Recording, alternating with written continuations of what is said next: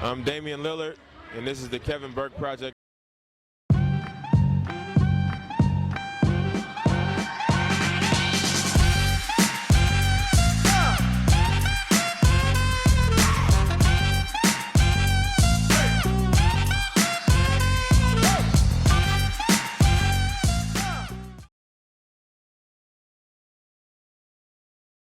Episode 57, the Kevin Burke Project. It was never a matter of if LeBron was going to break Kareem's record. It was always a matter of when.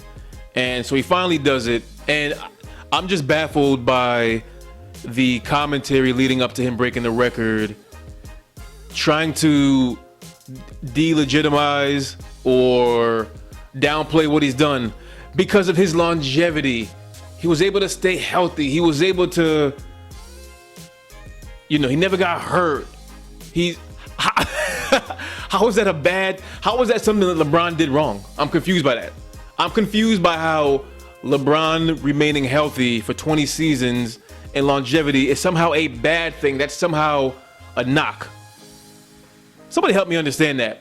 Another thing that kind of got me going was when they were highlighting the fact that Kareem only made one three-pointer in his career. LeBron has made like 2,200. I don't understand this. The three-pointer was around. Kareem made one three-pointer. Kareem could have shot threes if he wanted to. How about this? Why is no one bringing up the fact that Kareem took higher percentage shots than LeBron? Kareem played with his back to the basket 5 feet from the rim. LeBron is a perimeter player largely. Bring up the fact that Kareem took higher percentage shots than LeBron throughout the duration of his career. Bring that up. So I don't understand the it's 2023, right? It is 2023. If you are still finding ways to hate LeBron, the problem is you. I said this in 2010 when he went to the Heat. 13 years later, come on, just give it up. Just forget about it, okay? If you can just, at this point, you can applaud LeBron. You can. I promise you. I promise you can. I swear you can. And there was some folks also had problems with I guess the fact that they stopped the game to congratulate LeBron. I can kind of see that. I can kind of understand that. But they stopped the game when Steph Curry broke Ray Allen's three-point record. And the Warriors weren't even at home. They were in New York. They're at the Garden. And they stopped the game for that. So, of course, they're going to stop the game for this. So, I don't know. Listen, I'm just glad he finally did it. And what I really feel bad for is the guy that was defending LeBron on that fadeaway. I'll be completely honest. I did not know that young man's name before that shot. I now know that his name is Henrik Williams for the Thunder. I felt bad for him about that. I really did. But the bigger takeaway for me for all of that from that night was Kareem. So Kareem Abdul-Jabbar was there, of course. I mean, you guys saw the game. I'm not telling you nothing that you didn't know. It looked like he was paid to be there. That man did not want to be there. Kareem would have rather be anywhere else on planet Earth than at the Staples Center on that night. They said to him, I'm assuming, Kareem, it would be a bad look if you're not here. Right? Because he did not look. LeBron keeps, he's getting closer and closer and closer. He's hitting shot after shot after shot. And they show Kareem, and he's like, looking like he didn't want to be there. And Kareem is the epitome of the, get off my lawn, older generation, older retired player who does not like the newer generation. I think he's the epitome of that. I didn't realize that he and Shaq didn't even have a strong relationship, and it comes out that Kareem is taking the blame for that. Kareem and LeBron have zero relationship, and Kareem has kind of come out and taken the blame for that. But they interviewed Kareem right after the game, and they asked him about LeBron's longevity and his ability to kind of stay healthy and break the record, just his general thoughts on him breaking the record. And Kareem said something I'm paraphrasing here, but he said something to the extent of, well, LeBron came right out of high school, so that's good, and he never got hurt or something like that. Listen, all I heard was I went to college and LeBron didn't, so he got a jump start on this, and he had a head start and I didn't have a head start. That's what I heard. That's what I heard from Kareem. But now it's over. He broke the record, so Kareem never has to fake talk to LeBron again for the rest of his life. And then right after that, we go into the NBA trade deadline. This was a good week for the NBA. This was a great week for the NBA. LeBron breaks the record. We go right to the trade deadline. Oh, by the way, it is a week right before the Super Bowl. And like not that no one's talking about the NFL, but the NBA snatched the headlines for sure for that week leading up to the Super Bowl, I think, in my humble opinion. NBA trade deadline. We have Kyrie going to Dallas. And I don't know. There's just so much with Kyrie that I don't even know where to begin. I just can never get a sense for what's going on, and he's predictably unpredictable. And I felt like he came back from the suspension a few months ago, and he's not in the headlines anymore. He's playing every game, he's playing well, and then boom, all of a sudden Kyrie requests a trade, and the next day he's in Dallas. I don't know where this came from. There's more going on in Brooklyn than I know. Way more than going on in Brooklyn than I know, because it comes out that the owner, what's his name, Joseph Tsai, I guess Kyrie wanted to go to the Lakers, and this guy, Joseph Tsai, if I'm pronouncing his name correctly, he tried he did everything he could to not send Kyrie to his preferred destination. So I don't know what's going on in Brooklyn. Now, is it going to work with him and Luka long term? No, of course not. These are ball dominant. These are two very ball dominant players. It's going to get people to watch the games and get the butts in the seats, but long term, I don't think that's going to be a formidable duo. They both need the ball in their hands. They both need to create with the ball in their hands. So I don't know what it means for Kyrie long term beyond the season, but I don't think this is a championship duo. And then you got KD going to Phoenix, and again, I'm like, what is going on in Brooklyn? He requested a trade before the season began, and then he took that back. And I don't know what happened. And I feel like this guy is searching for NBA love. KD. I've never seen such a great player be so unattached to a particular franchise. I've never seen it. KD's a top 10 player of all time, arguably. All the other 9 guys in that list, whoever's in your list, I guarantee they're all associated with a franchise. I don't know which team I would look at KD and say, okay, he's a part of this franchise. So this man apparently wants to go to Phoenix. Okay, and the Nets oblige and only negotiate with Phoenix. So what in the world was going on with the KD relationship where they gave him what he wanted, and the Kyrie relationship where they did not give him what he wanted? By that I mean going to LA. So I don't know. So overnight the Nets become a rebuilding team. Other trades, but obviously those are the big ones that stole the headlines. And of course Russell Westbrook. It's hard to feel bad for somebody who's got so much money, but can I feel bad for Russell Westbrook? Can I? I mean, of all places to send the guy, they initially traded him to Utah. I mean, I don't know who that was who had to tell Russell Westbrook that he was traded to Utah, but I'm sure that was an interesting conversation. I don't know. I'm going to be interested to see what happens with him the remainder of his career. Russell Westbrook, I think he has a lot left in the tank. I think his shortcomings were just magnified in LA because he was playing with LeBron. I think he was just as wild and just as efficient everywhere else prior to LA.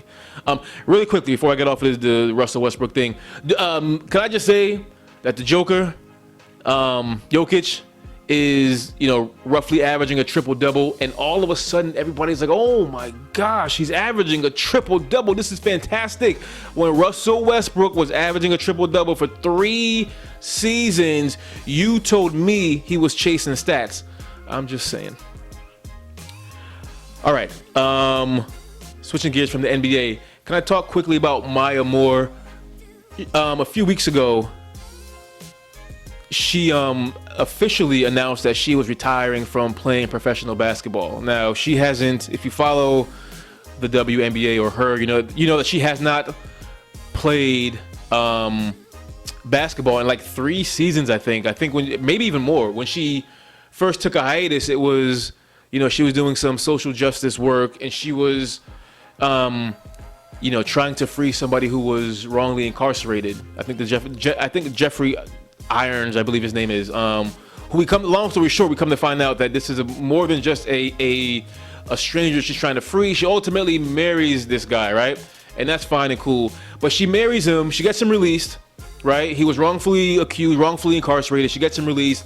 They get married. That's fantastic. But she never goes back to play basketball. She never returns to the court. And so now they have if I'm not mistaken, she's either pregnant or she's giving birth to their child. So congratulations to them.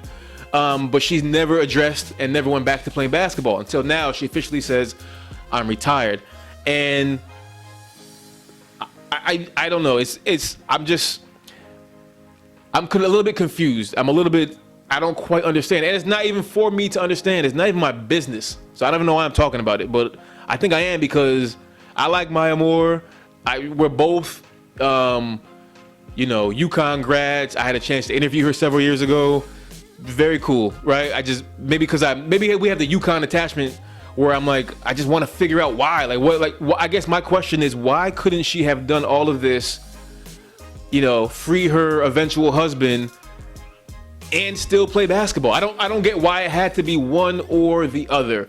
That is just my question. And again, that is her personal thing. It's not for me to understand. And I don't even mean to.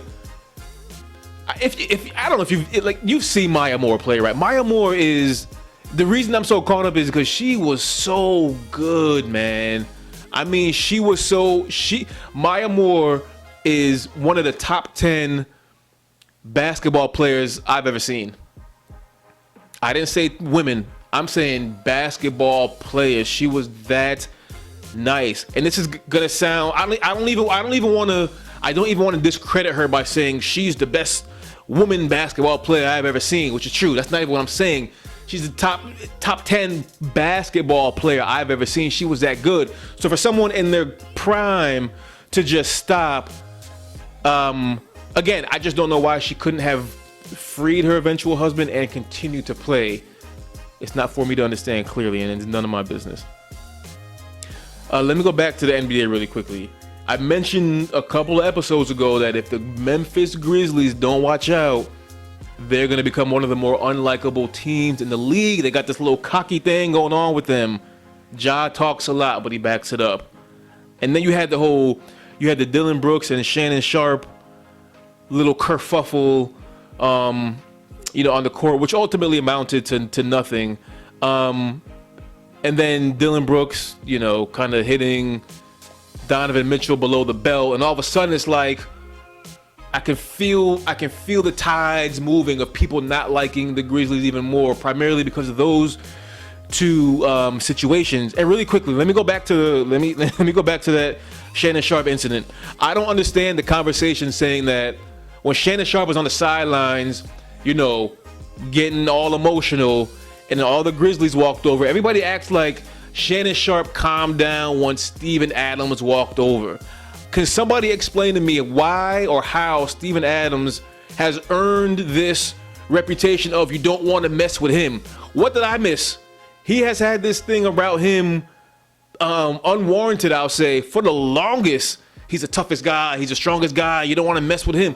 What did I miss? Who has Steven Adams punked or chumped or got into the face of and saw them back down? I must have missed that one. I don't understand why. And all these things might be true. I just don't know where's the facts or the evidence to back up the fact that you shouldn't mess with Steven Adams.